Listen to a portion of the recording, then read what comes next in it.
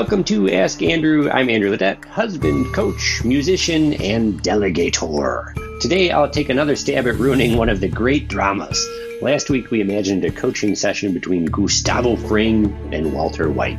We unpacked how a one-on-one could have helped refocus Walt's energy away from building his ego to instead building his empire. Today we'll highlight delegation don'ts, courtesy of Breaking Bad. We'll cover a few scenes from the show, spoilers included, and how tasks could have been delegated better. We'll highlight common issues when delegating tasks before closing with best practices to delegate like a boss, not like Walter White. But before we ramp up the tension with scenes from the show, let's pause for a brief guided meditation. Find a comfortable position, either sitting or strolling. Close your eyes gently if you can and begin to focus on your breath. Take a deep breath in, and as you exhale, let go of any tension or stress you may be carrying. Bring attention to your body. Feel the weight of your body sinking into the surface beneath you, whether that's the earth, a chair, a bouncy ball. Take a moment to scan your body from head to toe. Notice any areas of tension or discomfort. Inhale and exhale. As you continue to breathe, allow each inhale to bring relaxation and each exhale to release any tension you may be holding. Let your body sink deeper into a state of relaxation with each breath. Today, we will explore the concept of delegation. Delegation is not just about distributing tasks, but also about trust, empowerment, and effective leadership. Through this meditation, we'll cultivate a deeper understanding of delegation, allowing us to embrace its benefits fully. I'd like to guide you through a small, short visualization exercise. Imagine yourself standing in a big open field. The field represents your responsibilities, tasks, and goals. As you look around, you see different tasks scattered across the field.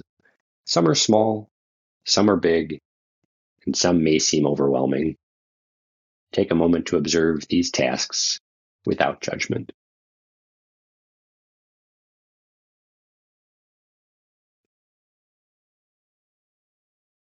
Now focus on one particular task that feels heavy or overwhelming. This task represents something in your life that you have been reluctant to delegate. Take a moment to examine this task. Check in with your body. Do you feel tension associated with this task? Are there thoughts that come to mind as you think about it? Now, visualize a trusted colleague, a friend, or team member standing beside you in this field. This person represents someone you can delegate this task to. Think about their skills, their capabilities, and the trust you have in them. Take a deep inhale. 2, 3, 4. And as you exhale, visualize handing over this task to your trusted colleague.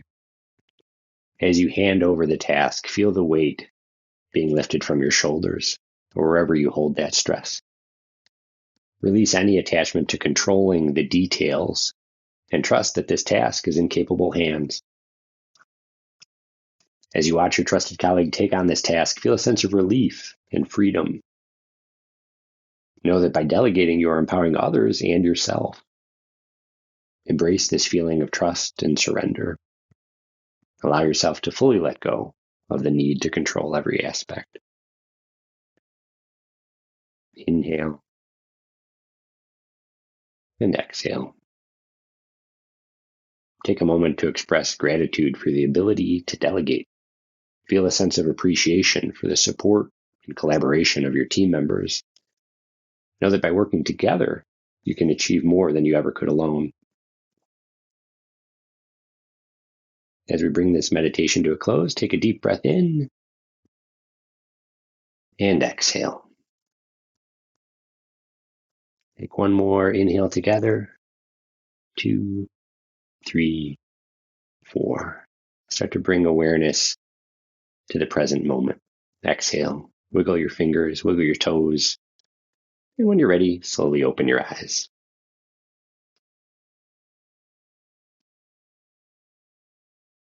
Remember, the art of delegation is not just about distributing tasks.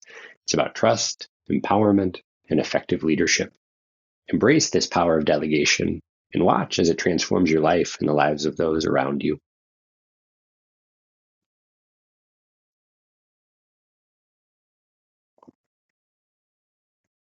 As we come back together, we'll shift gears a little bit from that field of tasks to the field of the Southwest featured in Breaking Bad. I do doubt Breaking Bad is featured in business schools for case studies, but swapping in some scenes would be a welcomed upgrade to the usual training videos from HR. Delegation was a big theme when I was mapping leadership lessons from the show. One element I love is the cause and effect relationship that runs throughout the series. Someone chooses a path, and that path has consequences, some expected and some not. But some of those outcomes take a few episodes to unfurl. A potential future topic would be planning for Walter's continued professional development plan. My life, and hopefully yours, usually doesn't have as immediate or impactful outcomes from decisions. As I thought about Walter's desire for an empire, I looked at his relationships with his team. Nearly every interaction highlights the growth potential for delegation. Let's unpack a few instances early in the show with Jesse and Walter and how they could have been handled differently. We go to season 1. Early in that season, Walter showed some leadership potential when delegating a task to his partner, Jesse. You may recall he tells Jesse to take care of disposing of Emilio's body. He gave very specific instructions and told Jesse to take care of it. Despite the specific shopping list, Jesse got a little creative at the hardware store and didn't follow Walter's instructions. That had some messy complications, to say the least. Walter's reaction escalates the situation when he insults Jesse's intelligence. Jesse's choice to not follow those instructions led to an even bigger mess. And after that verbal thrashing, Walter builds his case that he just can't trust others to handle simple tasks. Worth noting, Jesse learns this chemistry and life lesson and doesn't make the same mistake twice. Another instance from the show when Walter delegates distribution to Jesse while he claims ownership of production. After Jesse gets robbed and beat up trying to arrange a deal with Tuco, Walter scolds Jesse again and intervenes to take care of it himself. So we see a pattern developing here with Walter. There are numerous interactions we could unpack for Walter's interactions with Saul, Mike, Gus, and Skylar. But these two with Jesse, I think, are a sufficient launchpad for us to look at how to delegate better. And so let's look first at 8 of the most common growth areas when delegating. Number 1, one of the most common mistakes new managers make is avoiding delegation altogether. We might feel that we are the only ones who can do the job correctly, or we fear losing control. However, by failing to delegate, we can become overwhelmed, unable to focus on strategic tasks, and then inhibit the growth and development of our teams. The second common delegation growth area, micromanaging. Everyone loves a good micromanager, favorite type of boss. Walter demonstrates this one often. New managers often fall into this same trap of micromanagement, where we delegate a task, but then check in and check in and check in to try to control every aspect of it. This undermines the trust and confidence of team members and wastes our own time on tasks that we've delegated. Number 3, I like to call this one passing the crumbs. New managers may only delegate the simple or less critical tasks, holding on to the more complex or crucial ones. This has 3 negative consequences. First, our team misses a chance to grow by taking on challenging tasks. Second, our team may view our delegation simply as unloading things we don't want to do. And finally, we may burn out by trying to do the most complex tasks. All right, number 4, not providing clear instructions. We touched on this one in a previous episode, but new managers might assume that our team members understand what is required or how to do the task, leading to miscommunication and mistakes. Clear instructions, along with expectations and deadlines, are essential for successful delegation. We see in the example with Jesse shopping for the plastic containers, there was a specific reason that Walter said to get those containers, but he didn't communicate that to Jesse. Number 5 of 8, ignoring team members' strengths. New managers may not consider the strengths, weaknesses, and interests of individual team members when delegating tasks. Delegation can be a chance to play matchmaker. What task would help our team members grow? Does the task align to an area on their professional development path? Poor matches can result in inefficiency and decreased motivation. Number 6, lack of follow-up and feedback. Delegation does not end with the assignment of the task. Failing to follow up can result in a lack of accountability, missed deadlines, and incomplete or poorly done work. Checking in while the task is being done and after it is completed are great ways to drive accountability and ensure your team feels supported. And so there's a delicate balance in this one of the follow-up and the feedback. You don't want to be a helicopter over the situation the entirety of the project, always checking in. We see that with Walter. But maybe midway through, a quick check. How are things progressing? Anything I can do to help? And then you fade back out. Which then leads us to number 7, not allowing autonomy. Sinatra sang the tune My Way back in 1968. New managers can struggle with allowing their team members to complete the tasks in their way, insisting they follow the manager's way, the way that has been done, the way that has been proven. This is another potential way to stifle creativity and prevent team members from taking ownership of their work. And finally, number 8, assuming perfection. Walter had the highest expectations for everyone, except for himself, possibly. Managers similarly might expect perfection from our team members, leading to frustration and disappointment when mistakes are made. It's crucial to recognize that mistakes are part of the learning process and provide support and guidance when needed. Research shows we learn more from our mistakes. All right, inspired by Breaking Bad, what is the formula to delegate effectively? Kind of thinking like Mad Libs here. 6 steps I have.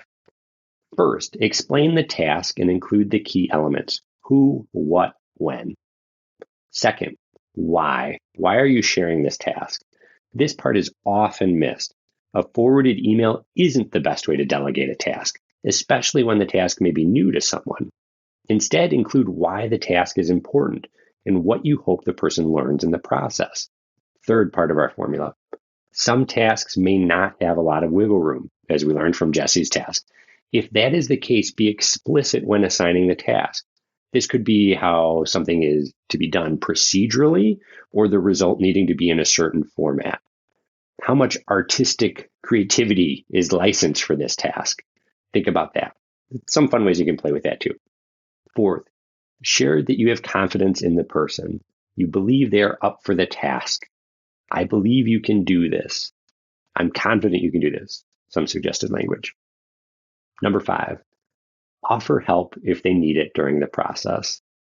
When assigning and delegating tasks, it might feel that you cannot give something to someone or that the person receiving the task shouldn't ask for help. Ideally, you give feedback to them so they know, hey, you can come to me with questions. I'm happy to help along with the process. I do believe you can do it. But if you do need help, drop me a note and we can talk about it. Finally, confirm and set a time after the task is to be completed to discuss how it went and what the person learned. Double bonus points if you invite feedback on how the task could be done better. Maybe there is an alternate way. Maybe it doesn't have to be the set way you've been doing it. All right, we highlighted a few models of ineffective delegation courtesy of Walter White in Breaking Bad. We shared 8 common ways managers can miss the mark when delegating, and we closed with a formula to ensure you identify and clearly share why you are delegating a task. This week's chance to put this to work is to identify one task to delegate. As we discussed in our guided meditation, what is one of those things in the field of your work? What's one thing you can share to delegate? Think about why you selected that task. Who could grow from completing it? My invitation to you, draft your delegation script and share the task with the why. Don't forget to set time to check in and give feedback after it's done. I hope you enjoyed today's show. I would love your help distributing this show to help more people delegate effectively. Did I miss a scene you think better demonstrates Walter's strength as a delegator? If so, let me know. Love to chat about the show. Love to chat about delegation and some things that you've learned in your journey to help other people. Feel free to add those to the comments or drop me a note. Until next time, take care.